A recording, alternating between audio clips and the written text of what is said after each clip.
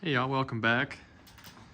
Today we are going to be looking at this 1971 Triumph Bonneville. This has been in the family since 1971. It was restored 10 years ago and it's been sitting. So we got to do quite a bit of things to get this back up and running.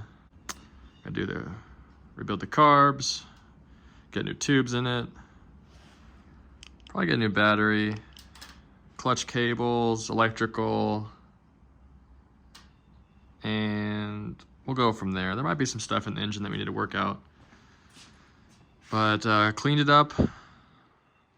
Looks pretty good. New fuel lines we'll have to put on too. But yeah, it should be a really fun project. Just order the parts. We're gonna start breaking down stuff now. I'm gonna go ahead and tear the carbs apart. It's not the worst thing in the world, but it was a little gummed up.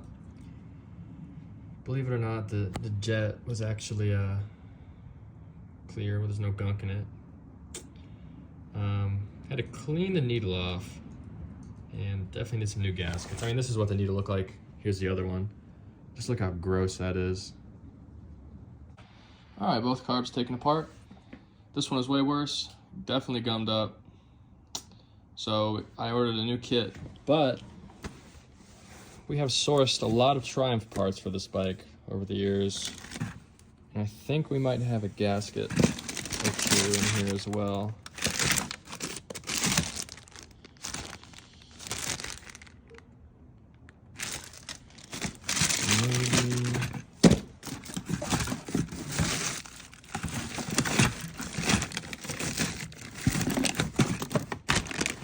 Well, I'll check and I'll find it and we'll see. Didn't find the right base gasket, but that's okay. We did find the O-ring for the backside. And this one, if you can't tell, is absolutely smushed. I don't think that was doing much of anything. So that one looked okay. We'll get that changed out and then we'll wait for the parts to finish rebuilding these and we'll move on to the next item. All right, quick update. Got the tank off, cleaned the tank out, cleaned the petcocks. The little petcock fuel filters were gross, so I changed those out. Now we're doing the valves here. So I got the opposite side inlet. Oh wait, no, I lied. I have this one down. So here, what I'll do is turn the motor over so you can hear what we got going here. Okay. So I check my valves by the sound. I know that's good. I'm just kidding. I definitely use feeler gauges. So our intake's good on both sides. We do a little bit looser clearances. We use 4th thou. So we're gonna do the exhaust now and check those to 6th thou. One more compression test. Cold. Looks very good.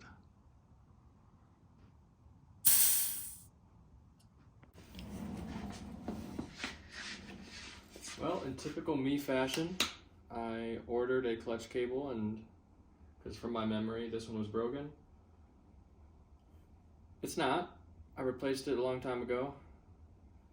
Should have came out here and checked. That's a lesson. If you're gonna order parts, at least know you need to order them. And that might be a lesson only for me. I don't think anybody else out there is gonna do that. We checked the exhaust side valves. They were pretty close. We just needed to tune up just a little tweak. Inlet valves are right on. Like I showed a second ago, I did another compression test with the carbs off, and we got 125, which is a really good measurement for cold. So I have no doubt that when this is warmed up, we'll get 175, 180. Took the tank off, like I said, cleaned it. Now we just gotta wait for the parts to rebuild these carbs, rebuild those forks, and hopefully we can get this thing fired up. Forgot to film, as per usual, but I took out the filter, and I'm glad I did because it was very sludgy along the filter here. So I'm putting new New gaskets on, cleaned all the sludge off. And for those of you who don't know, this is a 71 Triumph. And this happens to be oil and frame. So see that big tube right there? That is an oil tank. And the filter goes in the bottom there. So it's bound to get some sludge. So it was this nasty black stuff. But yeah, we're gonna drain the rest of the things. We're gonna drain the gearbox, see if we can get some more out of the primary case.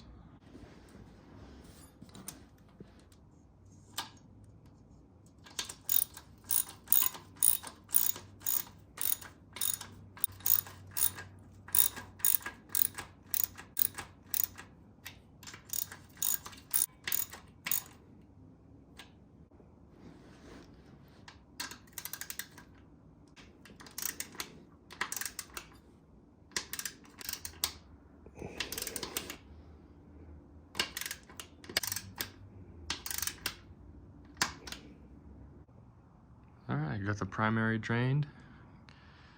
There is a level plug, but I'm just gonna go ahead and put the full amount it calls for, which is 150 milliliters. See if I can do this with one hand. Might need to set it down. Okay, I cheated than used to. Then after this, we have to do drain the gearbox, put new gearbox fluid in. Drained the crankcase, and now we're gonna do another 150 milliliters just to get something in there for when it first starts, even though I'll probably be kicking the motor around, but yep. All right, we went ahead and got the gearbox oil drained out. Just right there. So it's actually dual plug. So the plug that's in there right now is actually the drain plug, and then there's another bolt that goes in the middle of that. So inside there's a tube that goes up, and that's the level plug, or I guess the level tube. So we'll put gear oil in, and when it reaches the top of that tube, it'll start dripping through here, and that's how we know it's full. So let's go ahead and do that now. Of course, there's an actual tool you can buy. I just use a big washer, and I get some of these on there. There we go. I know that looked sketchy, but it's fine. It works great.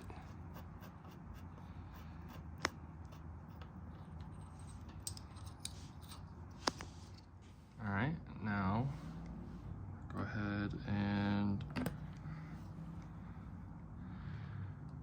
give the Triumph its bottle. It's Baba. Should only take about a third of this bottle or so. And there we go. It's dripping. So now we can go ahead and throw that plug back in and we know it's good. Well, after we let it drip a little bit, maybe. Okay, we got that in there. Now we just gotta tighten this guy up.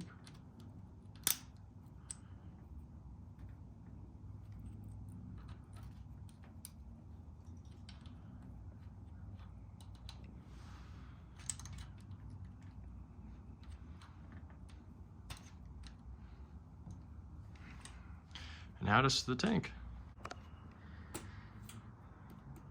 Filled up the oil.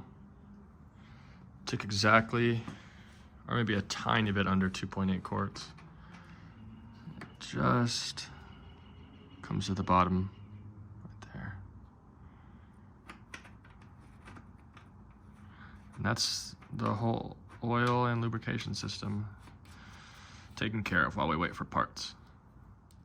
You guys ever come out late at night because you just keep thinking about something over and over again and just want to come do it? Well, I came out here to replace this little line. It used to be black, and I think it had some cracks in it, so it was going to leak no matter what. So I put this clear line on because you got to be able to see the air going through it, you know? You want to see the air going through it. That's one thing off the list that's off my mind now. Hey, y'all.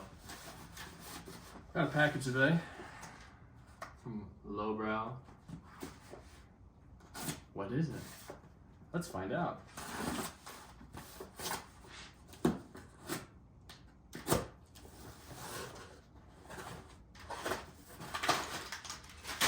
What could it be? Clutch cable that we don't need. Carb rebuild. That's exciting. Get the carbs back on today. Might even start it, but I don't know. We'll see. We got some 20 weight fork oil for when we rebuild these forks in the next episode. And long overdue 2 tubes. Because these things are at least 12 years old and are already flat. So we're gonna put those in too, so we actually have a bike that rolls.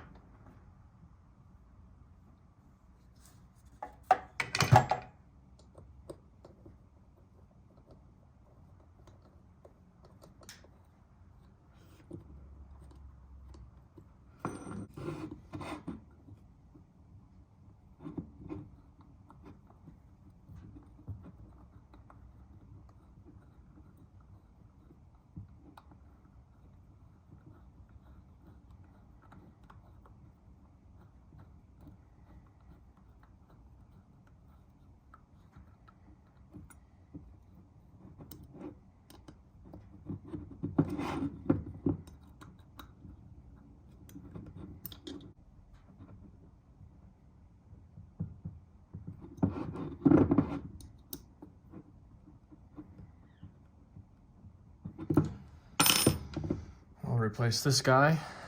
Pop that down. All right, we got the carbs rebuilt and put on. New gaskets. These actually looked just fine, so I'm gonna keep these on. We got the right throttle play, or so I think, in either side. Throttle feels snappy. So now we gotta balance them. So the trick with these T120Rs or any 650, 750 that has a dual carb setup is you gotta balance them. So that means both slides go up at the same time and both throttle stops are set so they both have the same slide point. So to do that, I learned a little trick from a guy who we'll call him an old Triumph head. You stick 2 6mm Phillips head. It's important that it's Phillips, not flat. So they just slide in under the throttle. You set the throttle stop to that. And that's you got them both in there. They should go down at the exact same time when you pull the throttle. And that's how you know you got them balanced. So let's see how close I am. And here we go.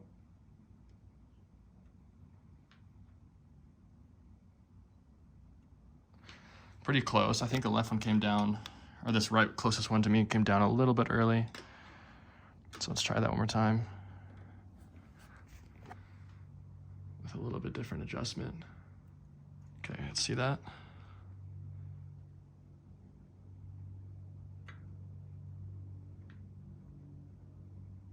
Yeah, that looks pretty nice. So we got those balanced. I'll probably check it again, get them perfect. Up next, we got the wheel off. There's a lot that goes into this thing.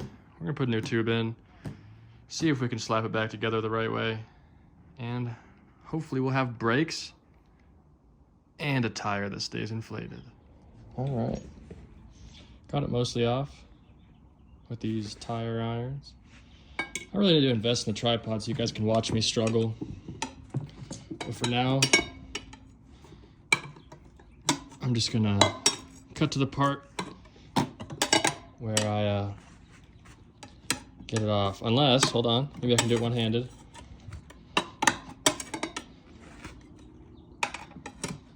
Okay, I'm just gonna I'm gonna cut and come back to when I get this off. Look how close it is. All right, I got it out without a struggle. And it actually doesn't look bad for being 10 years old or whatever this is. The leak was, let's see, just heard it. I think it's on the valve stem.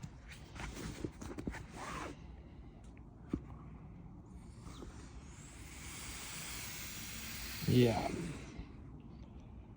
that ain't good. All right, we got the new one. I don't know if you guys, or how much you ever put in tubes into tires on the older bikes, but it's way easier, and you're gonna save yourself some headache if you just fill up your tube with just a little bit of air. Keeps it the same shape as when it's in there, and you're not gonna get any foldage. You know, I've seen people pop tires. I pop tires myself on, you know, BMX bikes. So you just keep a little bit in there so it orientates itself correctly when it's in there. We're back in. Nothing, a little soapy water. Some Creed in the background. And a little bit of cursing can do. Let's fill it up, see if I kinked the tire or not, or if we're good. Okay, got the wheel back on. Tire is holding air. These assemblies are quite, not too hard, but you know, everything's got to fit. So in the drum here, you got your brake rod, your arm here, your tensioners, you got a spacer. On this side, you got the tensioner, spacer, wheel speed. It's a little bit, you gotta play with it for a bit to get it through. But throw the chain back on, tension it up right. Just wanted to tease you. All right. Nice. Great fit. This thing is disgusting. I need to clean it and lube it. Guys, I promise I'm not stupid. It's tight back here, okay?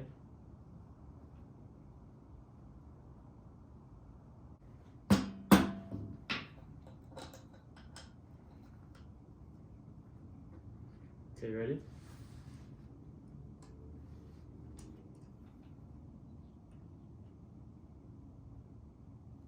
Right. I know you've been waiting, but wait. Ah, there it is. That's nice, huh?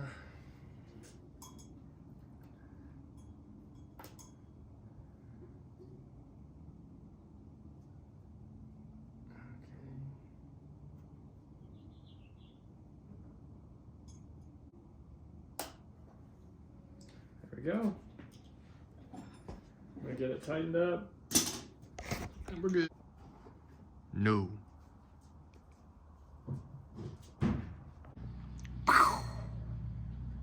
All right, got the new wing nut on there, brake nut, got the chain to the right, play, adjusted the wheel, 60 foot-pounds of torque on that guy, and we're all good.